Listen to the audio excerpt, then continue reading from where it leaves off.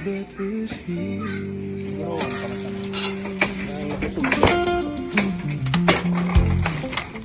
Another day, another life, another blog.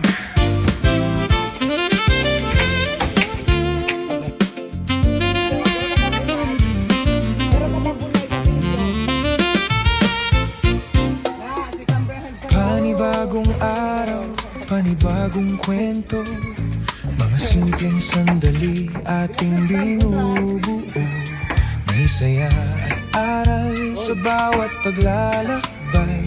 Kasama si Papa Obet, tuloy lang sa buhay.